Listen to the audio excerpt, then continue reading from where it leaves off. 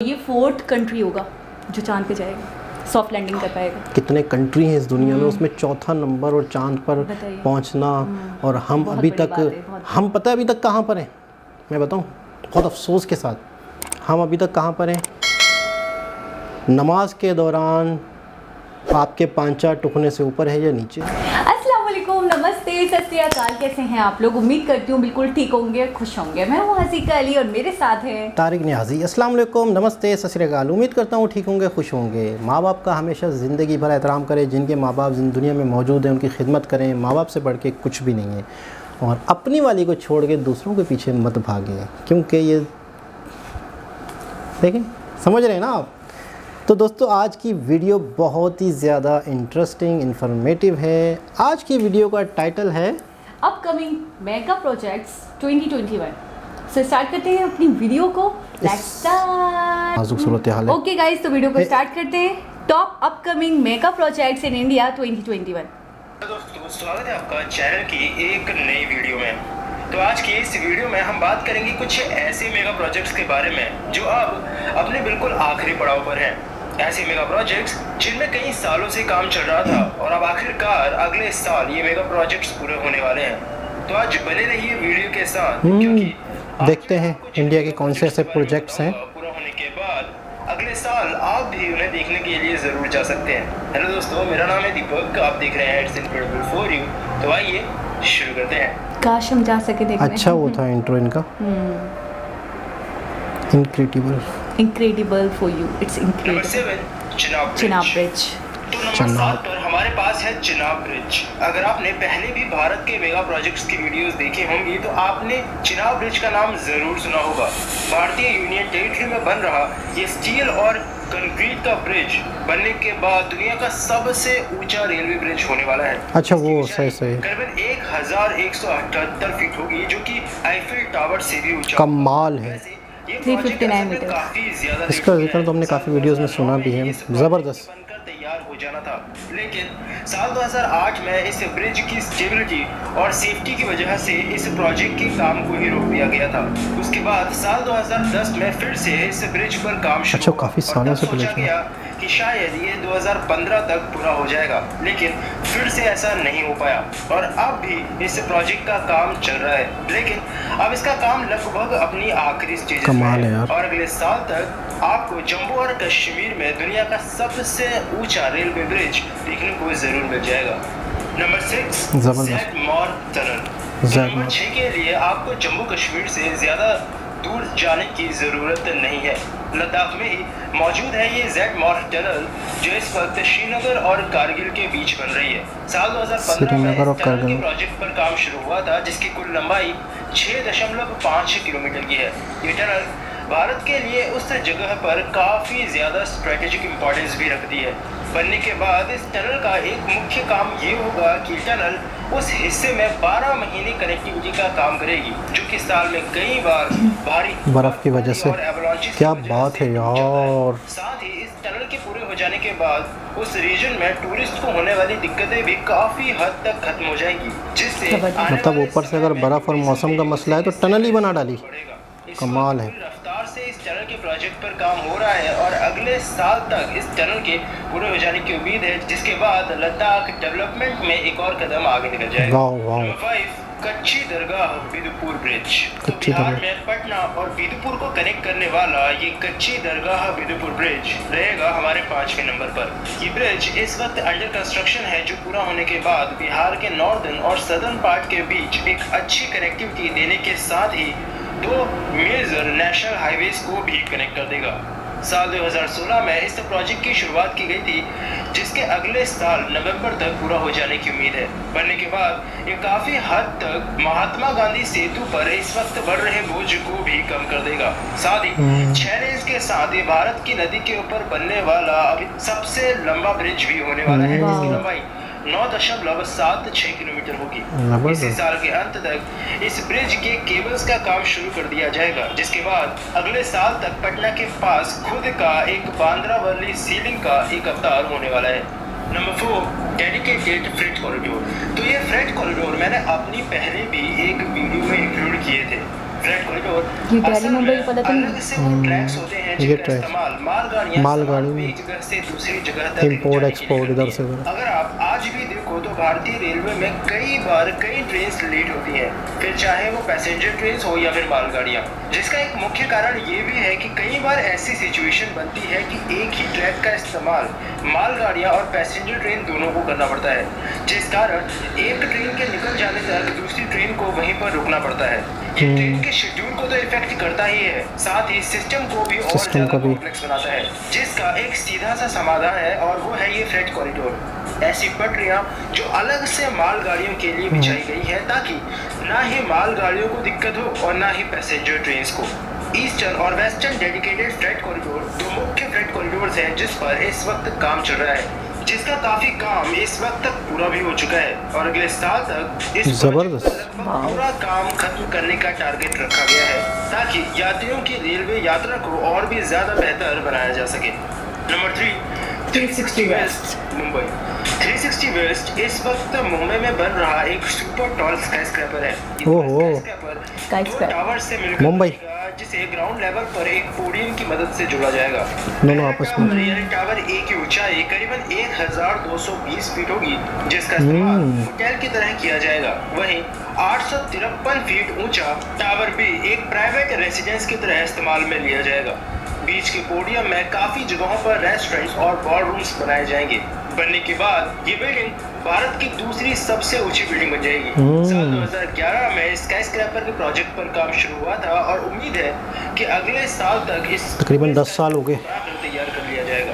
इस बिल्डिंग के अपार्टमेंट्स की बिक्री भी काफी पहले से शुरू हो गई थी और शायद कुछ समय पहले बॉलीवुड के किसी न्यूज चैनल में आपको ये न्यूज भी देखने को मिली हो कि शाहिद कपूर ने 56 करोड़ में एक अपार्टमेंट खरीदा था। तो वो अपार्टमेंट इसी 360 वेस्ट के अंदर है, जिसमें नॉर्मल अपार्टमेंट्स की कीमत भी इस वक्त करीबन 10 करोड़ रुपए से शुरू हो रही है। नंबर 2, चार धाम हाईवे।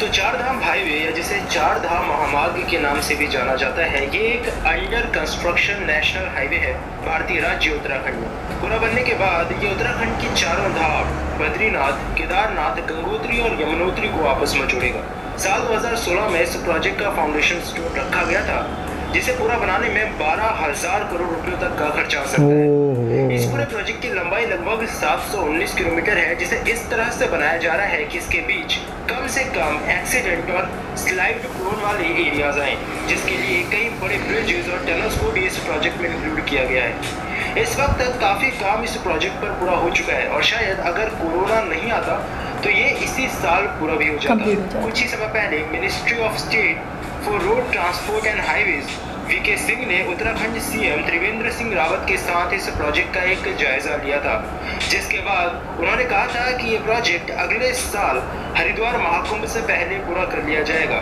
जो अगर समय पर पूरा हो गया तो ये आने वाले साल में चार धाम जाने वाले लोगों के लिए काफी अच्छा तोहफा होने वाला है। नंबर 1, इसरो चंद्रयान 3। तो इसरो के चंद्रयान मिशन के बारे में तो आप सब लोग जरूर जानते होंगे। साल 2008 से ही इसरो चंद्रमा पर किए जाने वाले अपने मिशंस का नाम चंद्रयान रखता आ रहा है और पिछले साल किए गए चंद्रयान 2 मिशन ने तो भारत में ही नहीं बल्कि विदेशों में भी मीडिया और लोगों का खूब ध्यान अपनी तरफ ऐसा ही था, बिल्कुल। इसरो द्वारा डेवलप किया गया ये दूसरा लूनर एक्सप्लोरेशन मिशन था, जिसमें एक ऑर्बिटर, एक लैंडर विक्रम और एक रोवर प्रज्ञान को रखा गया था। चांद की सतह में पानी के बारे में जानकारी जुटाना, उसकी सतह पर हुए बदलावों की स्टडी करना इस मिशन का मुख्य ऑब्जेक्टिव था। ऑर्बिटर तो इस मिशन में कामयाब रहा, लेकिन एक सॉफ्टवेयर ग्लिच की वजह से लगभग आखिरी कुछ मिनटों में लैंडर अपना रास्ता भटक गया, जिस कारण वो चंद्रमा की जमीन पर सॉफ्ट लैंडिंग नहीं कर पाया। और इसी मिशन को अब वापस से पूरा करने के लिए इसरो इस वक्त चंद्रयान 3 मिशन पर काम कर रहा है। ये एक plan third lunar exploration mission है, जिसमें फिर से एक लैंडर और एक रोवर को चंद्रमा की जमीन पर उतारा जाएगा।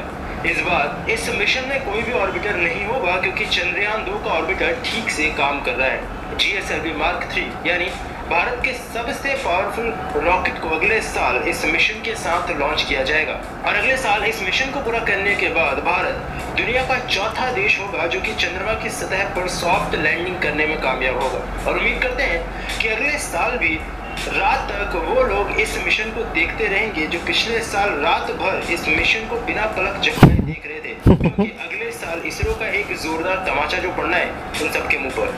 तो वैसे अगले साल और भी बहुत सारे मेगा प्रोजेक्ट्स हैं जो कि पूरे हो जाएंगे, लेकिन मैंने वो सारे मेगा प्रोजेक्ट्स इस वीडियो में इंक्लूड कर दिए हैं जो लगभग अपनी आखिरी स्टेजेस में हैं, यानी उन्हें सिर्फ कुछ ही महीनों का समय यानी चाहिए। इन्होंने कंप्लीट होना ही है जो लास्ट प्रोजेक्ट्स इस है। वीडियो को ऐसी किसी जगह से देख रहे हैं जहां इन सब में से कोई मेगा प्रोजेक्ट चल रहा है, तो आप भी अगले साल पूरा होने के बाद उन मेगा प्रोजेक्ट्स को देखने ज़रूर जा सकते हैं।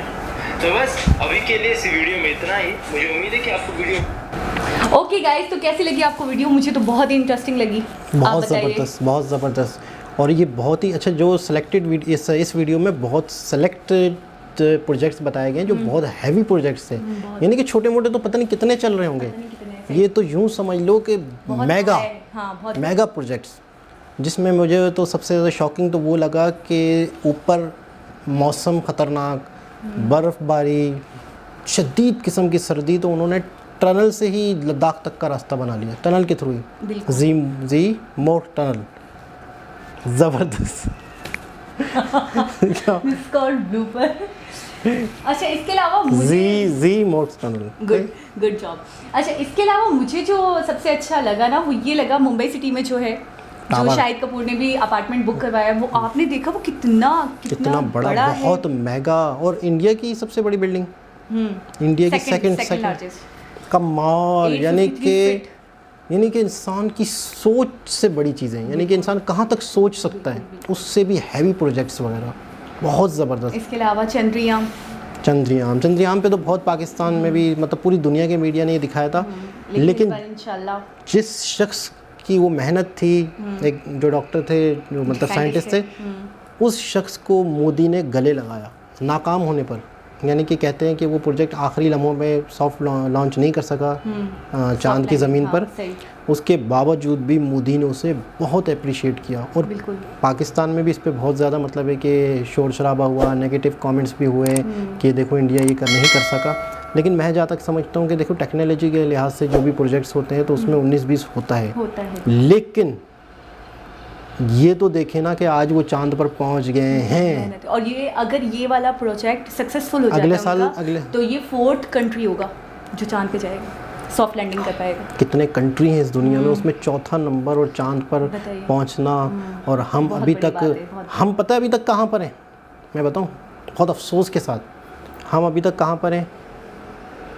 नमाज के दौरान आपके 5-4 टुकने से ऊपर है या नीचे है, शिया सुन्नी है, शिया काफिर है या सुन्नी काफिर है। हम अभी तक सिंधी, बलोची, पठान इन चक्रों में ही फंसे हुए हैं। और हमें ये देखना चाहिए कि इंडिया चांद पर पहुंच चुका है, और उनके प्रोजेक्ट्स आप देखें कितने बड़े बड़े प्रोजेक्ट्स बना रहे हैं। अच्छा, हमारे यहाँ आज तक हम एक दूसरे को काट रहे हैं। हम यूँ समझ लो कि हम तो अभी तक तो मतलब हम एक कौम ही नहीं है ना, हम तो अभी तक इसी में ही बटे हुए हैं कि कौन सिंधी है तो कौन पठान है तो कौन पंजाबी है तो कौन क्या है। हम अभी तक इन चक्रों से ही नहीं निकले। तो हमें तरक्की देखनी चाहिए, इंडिया की तरक्की देख के हमें कुछ सीखना चाहिए। अब भी आंखें खोल लें हम, अब भी नहीं खोलेंगे तो कब खोलेंगे। मतलब इन शॉर्ट ये ना पॉलिटिशियन सिंसियर हैं, ना हम खुद आवाम भी जो बात है, हम दूसरों को क्यों बोले, ना हम खुद सिंसियर हैं। कोई भी किसी भी मामले को लेकर, अपने कंट्री को लेकर सिंसियर नहीं। लेकिन बहुत बड़े बड़े प्रोजेक्ट्स पर काम करना बहुत ज़रूरी है किसी भी कंट्री के लिए, अगर उन्होंने तरक्की करनी है तो। अगर बड़े बड़े प्रोजेक्ट देखें ना, दुनिया का सबसे वाला वो जो ब्रिज आपने देखा, कितना दुनिया का सबसे बड़ा रेलवे ट्रैक बन रहा है वो ब्रिज, यानी कि वहाँ पर ट्रेन चलेगी। एफल टावर से भी बड़ा है वो, यानी कि ऊंचा, ज़मीन से लेके वो एफल टावर से भी उसकी ज़्यादा ऊंचाई है। एफल टावर से भी एक ऊंचा ब्रिज है, यानी कि क्या सोच सकता है इंसान, मतलब इंसान की सोच कहाँ जा सकती है। कमाल कमाल कमाल। और बड़े बड़े प्रोजेक्ट्स के बगैर कोई भी नेशंस तरक्की नहीं कर सकती, और ये तो सेलेक्टेड प्रोजेक्ट्स थे। क्या कहते हैं, मेगा प्रोजेक्ट्स के बगैर तो बगैर, लेकिन यूनिटी के बगैर। देखिए यूनिटी तो जाहिर सी बात है कि यूनिटी तो होनी चाहिए। जो आपने भी बात करी ना, ये हम तो इन चक्रों में ही हैं अभी तक तो हम इन चक्रों में ही हैं कि हम कौन हैं, हम क्या हैं, हम पठान हैं, हम ये हैं। इन चक्रों से निकलेंगे तो हम पाकिस्तानी तो बने सबसे पहले। सबसे पहले तो हर बंदा के कोई किसी पूछा आप कौन हो, मैं पंजाबी हूँ, मैं पठान हूँ, मैं इंडिया से अगर कोई इंडियन से पूछा जाए कि आप कौन हो, तो मैं इंडियन हूँ, बस खत्म। वो अगर एक नेशन है तो एक नेशन होकर तरक्की करते हैं। अपने कंट्री के हवाले से बहुत उनके अंदर पैशन है, उनके अंदर एक मतलब है कि सेंसिबिलिटी है। अब देखें ना कितनी चीज़ें वो हमें सजेस्ट करते हैं कि आप इस पर रिएक्शन दो, तो इसका मतलब है उन्होंने देखी हैं, इसका मतलब है उन्हें पता है, उन्हें नॉलेज है। हमारे यहाँ हमारे सर्च करते हैं चीज़ों यानी कि उनको एक फ़िक्र है अपने कारोबार से हटके, अपने काम से हटके भी उनको अपने एक मुल्क में भी क्या हो रहा है उसको भी उन्हें पता है उनके बारे में। मैं कमेंट देखकर हैरान हो गई कि उन्हें हमारी यहाँ की चीज़ों के आटा, चीनी, दाल, कमाल है। सबके मतलब प्राइस पता है, रेट्स पता है। देखो ना कंपैरिजन वो कर रहे हैं कि यहाँ पे हमें तो नहीं पता कि वहाँ पे क्या है क्या नहीं है, लेकिन देखिए क्योंकि हमारा इतना वो ही नहीं है, मतलब वो एक चीज़ सर्चिंग वगैरह इतनी नहीं है हमारी। बिल्कुल ऐसे अभी हम इस तरफ आए हैं तो हमें वीडियोस के थ्रू सिटीज़ के नेम पता चले, चीज़ें, स्टेट्स पता चली। आप यहाँ से अंदाज़ा लगा लें कि 2016 में ही तो यूट्यूब यहाँ ऑन हुआ। बिल्कुल, उससे पहले यूट्यूब इंडिया में चलता रहा। और हमारे यहाँ तो अभी तक भी मैं बिल्कुल सच बता रहा हूँ कि 50% से ज़्यादा अभी भी हमारी आबादी इसको इंटरटेनमेंट समझती है, इन्फॉर्मेटिव प्लेटफॉर्म नहीं समझती कि यार यहाँ से हम ये चीज़ सर्च करें, ये मालूमात लें। यहाँ पे गाने सुने जा रहे होते हैं, यहाँ पे मूवीज़ देखी जा रही, तो और कई लोग इसको यही समझते हैं कि यार ये एक म्यूज़िक का, गानों का, ड्रामों का, फिल्मों का एक एप्लीकेशन है। लेकिन इसके अलावा भी तो ये बहुत कुछ है। इंटरनेट से क्या कुछ हासिल नहीं हो सकता। आपको पता है दूसरी तरह की वेबसाइट्स जो हैं उसकी सर्च। ओके गाइस, तो होपफुली आपको ये वीडियो बहुत पसंद आई होगी। हमने तो बड़ी इंजॉय की ये वीडियो। सो होपफुली आपसे मिलेंगे नई वीडियो के साथ। जब तक आप अपना बहुत सारा ख्याल रखें। हमारे चैनल वाओ फैक्ट उर्दू को सब्सक्राइब करना ना भूलें। कमेंट्स के जरिए हमें टॉपिक सजेस्ट किया करें, हमारी वीडियो को ज़्यादा से ज़्यादा शेयर करें, बेल आइकन को प्रेस करना ना भूलें। जब तक के लिए अल्लाह हाफिज़।